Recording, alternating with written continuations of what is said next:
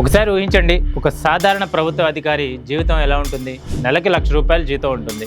Retire అయ్యే టయానికి 5 లేదా 6 కోట్ల రూపాయల సంపాదన ఉంటుంది. ఇది మామూలుగా ఒక సాధారణ ప్రభుత్వ అధికారి జీవితం. కానీ రీసెంట్గా 2 తెలుగు రాష్ట్రాల్లో జరిగిన ఏసీపీ దాడులు చూస్తే ఈ లెక్కలన్నీ తలకిందులవుతున్నాయి. ఎందుకంటే నెలకు ₹1,00,000 జీతం తీసుకునే కొందరు అధికారులు 100 కోట్లు, 150 కోట్లు, 250 కోట్లకు యజమానులుగా మారిపోతున్నారు. ఒకరింట్లో బెడ్ కింద కోట్లు, మరొకరింట్లో కేజీల కొద్ది బంగారం, ఇంకొకరి దగ్గర విలాసవంతమైన ప్లాట్లు, 100 ఎకరాల భూములు ఉంటున్నాయి. అసలు ప్రశ్న ఒక్కటే, ఈ డబ్బు ఎక్కడి నుంచి వచ్చింది? ఇంకా ముఖ్యంగా ఈ డబ్బు ఎవరిది?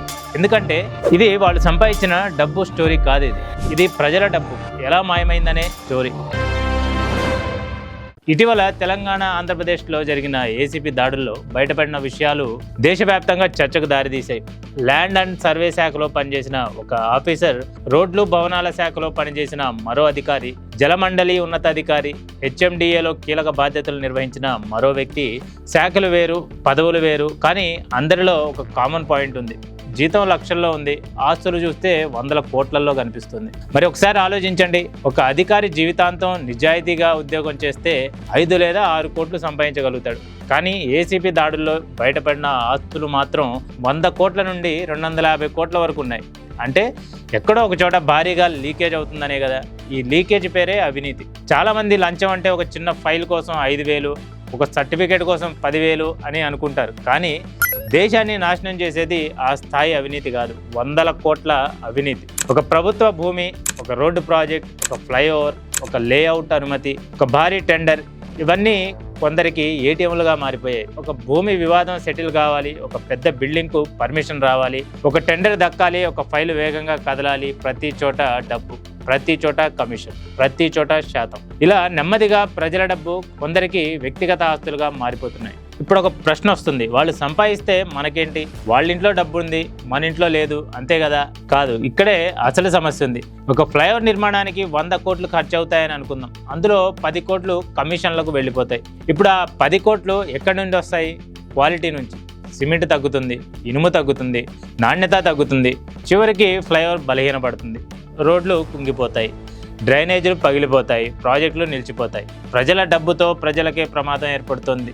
అంటే అవినీతి వల్ల నష్టం ప్రభుత్వానికి కాదు, మనందరికీ. మీరు బైక్ మీద వెళ్తున్న రోడ్డుకి, మీ పిల్లలు చదివే ప్రభుత్వ పాఠశాలలకు, మీరు చికిత్స పొందే ప్రభుత్వ ఆసుపత్రికి, మీరు తాగే నీటికి, మీరు కట్టే ట్యాక్సులకి ఈ నష్టం జరిగే ఛాన్సెస్ ఎక్కువగా ఉన్నాయి. ఇప్పుడు ఇంకో ఆసక్తికరమైన ప్రశ్న, ఒక అధికారి ఒక్కడే ఇంత పెద్ద అవినీతి చేయగలడా? 100 కోట్లు, 150 కోట్లు, 250 కోట్లు ఒక వ్యక్తి ఒక్కడే సంపాదించగలడా? ఇక్కడే కథలోకి వస్తుంది రెండో తిమింగలం. అది ఒక వ్యక్తి కాదు, ఒక వ్యవస్థ, ఒక నెట్వర్క్. ఒకరి చేతిలో అధికారం, మరొకరి చేతిలో సంతకం, ఇంకొకరి చేతిలో ప్రభావం. ఇలా వ్యవస్థలోని బలహీనతలు కొందరికి అవకాశాలుగా మారిపోతున్నాయి. అందుకే కొన్ని పోస్టింగ్లకు అంత డిమాండ్ ఉంటుంది. ల్యాండ్, రియల్ ఎస్టేట్, రోడ్లు, భవనాలు, మైనింగ్, నీటి ప్రాజెక్టులు, ఎక్కడైతే వేల కోట్ల రూపాయల ప్రాజెక్టులు తిరుగుతాయో అక్కడే అవినీతి అవకాశాలు ఎక్కువగా కనిపిస్తాయి. ఇక్కడ ఇంకో విషయం గుర్తుపెట్టుకోవాలి, ఏసీపీ దాడుల్లో బయటపడేది మొత్తం కథ కాదు. అది కేవలం బయటకు కనిపించే చిన్న భాగం మాత్రమే. సముద్రంలో తేలుతున్న మంచు పర్వతం పైభాగం కనిపించినట్టే, లోపల ఎంత ఉందో ఎవరికీ తెలియదు. అందుకే ప్రతిసారి ఒక అధికారి ఇంట్లో కోట్ల ఆస్తులు బయటపడినప్పుడు అది కేవలం ఒక వ్యక్తి కథ కాదు, ఒక వ్యవస్థ కథ, ఒక దేశ సమస్య, ఒక సమాజం ఎదుర్కొంటున్న సవాలుగా భావించాలి. ఇక ఇప్పుడు మనం ఇంకో తిమింగలం గురించి మాట్లాడుకుందాం. ఆ తిమింగలం పేరే కొందరు రాజకీయ నాయకులు. అదేంటి కొందరే అంటున్నారనా? దాదాపు అందరూ అవినీతి పరులే కదా అని కొందరికి డౌట్ రావచ్చు. కానీ 100 మందిలో 99 మంది అవినీతి చేసినంత మాత్రాన మెజారిటీ ఉన్నారు కదా అని అందరినీ అవినీతి పరులుగా కలిపేలేం కదా. మన కళ్ళకు ఓన్లీ అవినీతే చేసే వాళ్ళు కనిపిస్తున్నారు కావచ్చు, కానీ ఇప్పటికీ ఎలాంటి కరప్షన్స్ చేయకుండా ఉండే పొలిటీషియన్లు కూడా ఉన్నారు. అయితే ఇప్పుడు మనం ఆ 99 మంది గురించి మాట్లాడుకుందాం. సరే, ఇప్పుడు మెయిన్ టాపిక్ లోకి వస్తే, ఒక అవినీతి గల ఆఫీసర్ వెనకాల ఈ పొలిటికల్ హ్యాండ్స్ ఎలా ఆదుకుంటాయో, వాళ్ళ మధ్య బాండింగ్ ఎలా ఉంటుందో ఇప్పుడు ఒక లుక్ వేద్దాం. అసలు కదా ఎక్కడ స్టార్ట్ అవుతుందో తెలుసా? ఒక ప్రైమ్ ఏరియాలో ఖాళీగా ఉన్న ల్యాండ్స్, మైనింగ్, రియల్ ఎస్టేట్ లేదా భారీ ప్రాజెక్టులు ఉండే డిపార్ట్మెంట్లకు ఆఫీసర్ని నియమించే దగ్గర.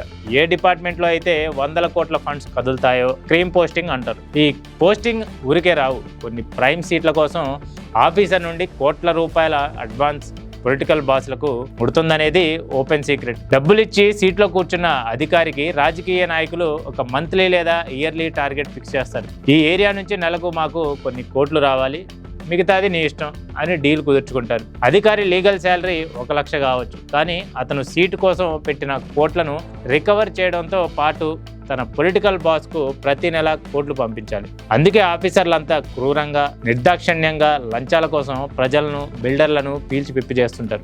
ఏ విధంగా ఈ కరప్షన్ జరుగుతుందో తెలుసా? రాజకీయ నాయకులు నేరుగా వెళ్లి లంచాలు తీసుకోరు, ఎందుకంటే వాళ్లకు చట్టాలు తెలుసు. ఈడీ లేదా ఐడి రైట్స్ భయం ఉంటుంది కాబట్టి అధికారులను ఒక కవచంలాగా వాడుకుంటారు. రాష్ట్రంలో ఒక 1000 కోట్ల మెగా ప్రాజెక్ట్ అనౌన్స్ అయిందనుకోండి, ఏ కాంట్రాక్టర్కు ఆ టెండర్ వెళ్లాలో ముందే పొలిటికల్ బాస్ డిసైడ్ చేస్తారు. ఆ కాంట్రాక్టర్ నుంచి 10 నుంచి 15% కమిషన్ ముందే పొలిటికల్ లీడర్ జేబులోకి వెళ్తుంది. ఆ ఫైల్ క్లియర్ చేసే డ్యూటీ, టెక్నికల్ పర్మిషన్లు ఇచ్చే డ్యూటీ మాత్రం ఆఫీసర్లది. ఇంకా 1000 కోట్ల విలువైన ప్రభుత్వ భూములను బినామీల పేరిట మార్చాలన్నా, వివాదాస్పద భూములను క్లియర్ చేయాలన్నా రాజకీయ బలం కావాలి. లీడర్ వెనకుండి ప్రెజర్ పెడితే ఆఫీసర్ తన సంతకంతో దాన్ని లీగల్ చేసేస్తాడు. ఒకవేళ రేపు దొరికితే బుక్ అయ్యేది ఆఫీసరే, లీడర్ సేఫ్ ఇక్కడ. మరి దీనికి పరిష్కారం లేదా? ఖచ్చితంగా ఉంది. అధికారులతో ప్రత్యక్ష సంబంధాలు తగ్గాలి. అలాగే అన్ని సేవలు పూర్తిగా డిజిటల్ కావాలి. టెండర్ల ప్రక్రియ మరింత పారదర్శకంగా ఉండాలి. అక్రమ ఆస్తుల కేసులు సంవత్సరాల తరబడి కాకుండా వేగంగా విచారణ జరగాలి. తప్పు చేసిన వారిపై కఠిన చర్యలు తీసుకోవాలి. అప్పుడే మిగతా వారికి భయం ఏర్పడుతుంది. లేకపోతే ఒక అధికారి పట్టుబడతాడు, మరో అధికారి అదే పని కొనసాగిస్తాడు. ఈ చక్రం ఎప్పటికీ ఆగదు, ఇది తిరుగుతూనే ఉంటుంది. చివరిగా ఒక విషయం, అవినీతి అంటే కేవలం డబ్బు దోపిడీ కాదు, ప్రజల నమ్మకాన్ని దోచుకోవడం అన్నమాట. దేశ భవిష్యత్తును దోచుకోవడం, మన పిల్లల భవిష్యత్తును దోచుకోవడం. కాబట్టి ప్రశ్న ఇప్పుడు మీది. కేవలం అవినీతి అధికారులను శిక్షిస్తే సరిపోతుందా, లేక అవినీతికి అవకాశం ఇచ్చే మొత్తం వ్యవస్థ మారాలా? మీ అభిప్రాయాన్ని కామెంట్లో చెప్పండి. ఈ వీడియో నచ్చితే లైక్ చేయండి, షేర్ చేయండి. ఇలాంటి పవర్ఫుల్ డాక్యుమెంటరీస్ చూడాలంటే 3TV నెట్వర్క్ను సబ్స్క్రైబ్ చేసుకోండి. ఇది ఇవాల్టి story. This is Riyaz signing off.